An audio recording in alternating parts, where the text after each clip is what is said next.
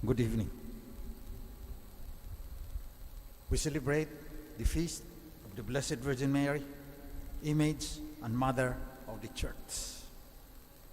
She was there at Pentecost. The Holy Spirit also came down upon her as a tongue of fire.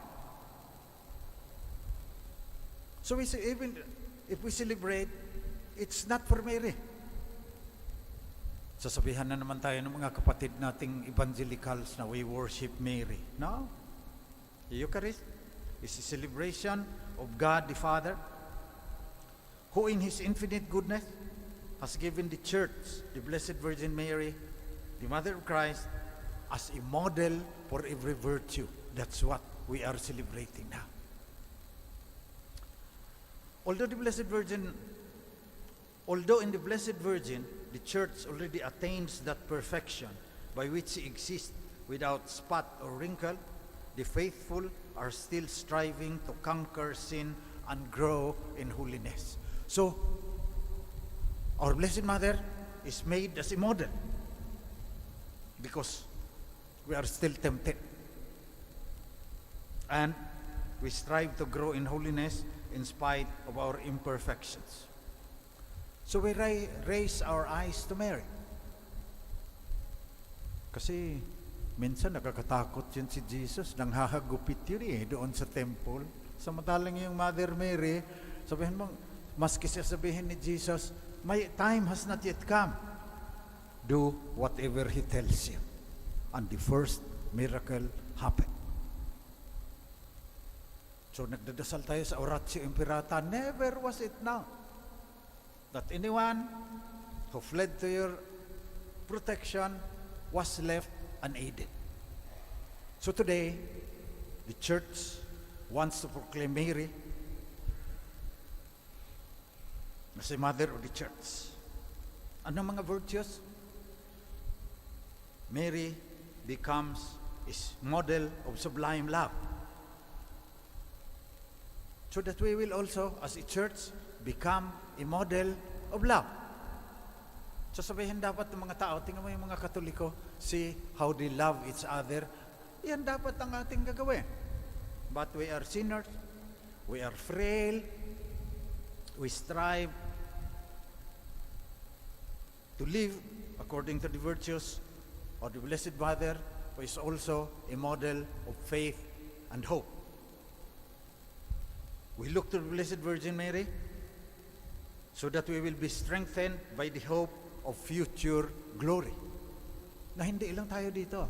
Dito maraming Vladimir Putin, maraming mga nang-aapi sa atin, maraming nagsasabog ng lagim at kasinungalingan sa social media. This is not our true home. Today we are reminded. Our true home is beyond the sunset. Hope of future glory. As a church. So, pag nahirapan na ako, my niece died, 29 years old, leaving 2 sons, 2 years old and 10 years old. Nottingham, ductal carcinoma. Walang nagawa ang mga doktor. So kung wala ang mahal na Birhen na ihabilin ko si Christine Angelic, mahirap magkaroon ng pag-asa. I would like to thank those who sent their condolences to me and to our family. We are a church from all over. Yung mga pinsan namin sa Palm Beach, Florida, nakikipag-condole. We are Catholic, universal. So, we have hope. Pag yung theology ko, kahit nag-doctorate ako sa Rome, may mga panahon na yung theology walang kasagutan eh. Hope.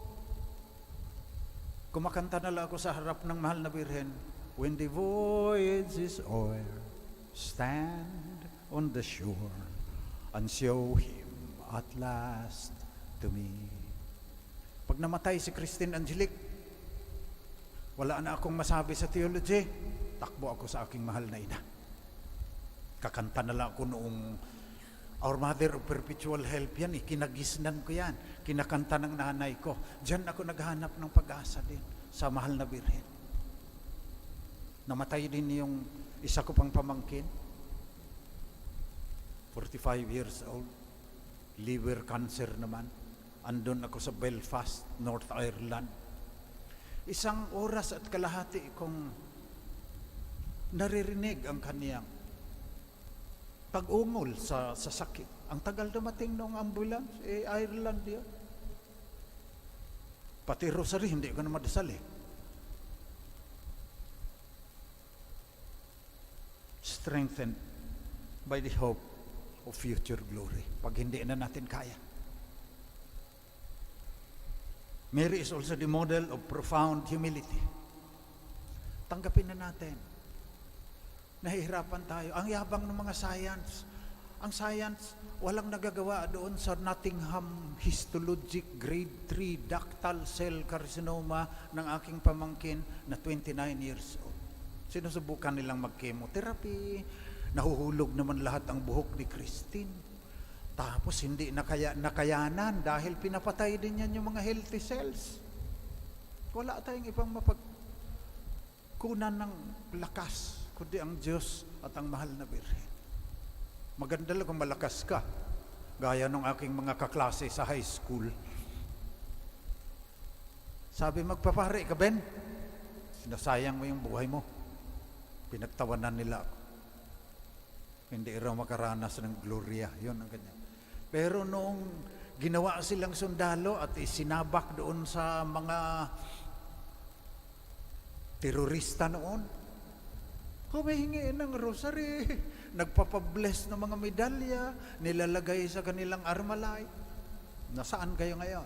Blessed are those who realize that they need God, especially in these times today.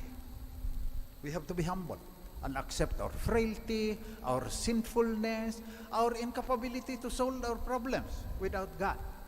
Tingnan mo yung climate change. Galing-galing ng mga scientists, sinasabing we have to maintain the increase in temperature, 1.5. Ang dami nang sinasabi na magiging irreversible yan. Ang daming mamamatay dyan. Mas marami pa ka sa COVID. Naniniwala ba ang mga tao? Pag hindi bumalik ang mga tao sa pagkilala sa Diyos bilang manlilikha as creator, walang mangyayari sa atin. Tingnan mo, we're still throwing our garbage everywhere. We're still, may lagban na, ang dami pa rin illegal lagi ngayon. Anong kinabukasan ng mga bata pag ganyan tayo? Blessed are those who realize that they need God. And the Blessed Virgin is a model for that humility. So all we can do is to persevere in prayer, that the Holy Spirit will come down upon us, to persevere in prayer, in oneness of mind and heart as a church. I promised everyone who greeted me on my birthday yesterday that I will pray for them, especially during this Mass. I'm doing so now, but it's not me praying. It is the church praying. Kaya, kahit makasalanan, halimbawa, makasalanan niyo pare. Nagsabi dyan, this is my body. Kahit makasalanan siya, ang turo niyan, ang simbahan, kasi representative siya, makasalanan man, representative siya. Pag nagsabi siya, this is my body, it becomes the body of Christ. Oneness of mind and heart. And then Mary is also a model of worship in spirit. Sabi ng simbahan, Mary is the shining model of true worship for the God's church and of our duty to offer ourselves as a holy victim pleasing in God's eyes. So ito na tayo ngayon, liturgy. Liturgy of the Word, liturgy of the Eucharist.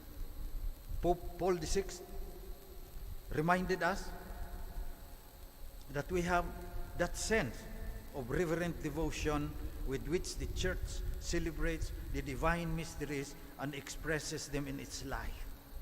Because Mary is the Virgin who listens, the Virgin of prayer, the Virgin Mother, the Virgin who offers.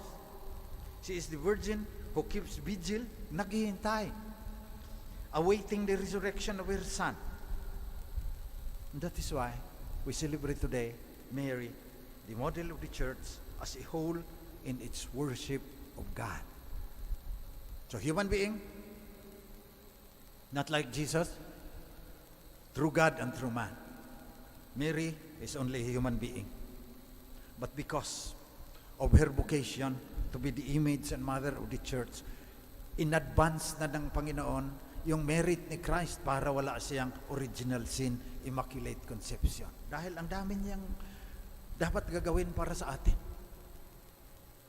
So the model of sublime love, the model of faith and hope, model of profound humility, model of persevering prayer in oneness of mind and heart, model of worship in spirit, model of liturgical worship. So sa aking palagay, our faith in Mary makes us closer to God.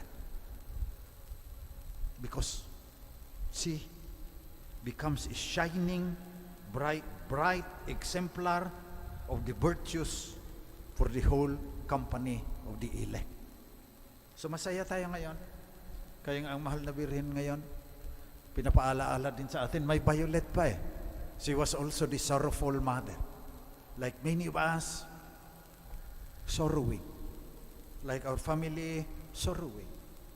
Like those whose relatives were killed in Ukraine, all the soldiers for a useless war because of the arrogance of Vladimir Putin, they are sorrowing.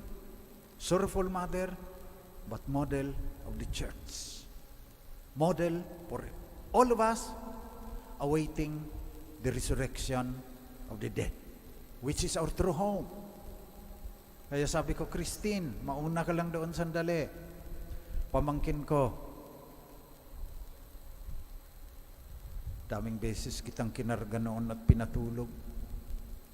Naligayahan ako ng chemical engineer ka, nagtrabaho sa isang factory sa Cagayan de Oro. 29 years old ka lang, Nottingham, histologic, grade 3, ductal carcinoma, nawala ka na. Hintayin mo lang ako. Hintayin mo lang namang lahat. Siguro mauna ako ng sandali dahil ako matanda na eh. But this is a valley of tears.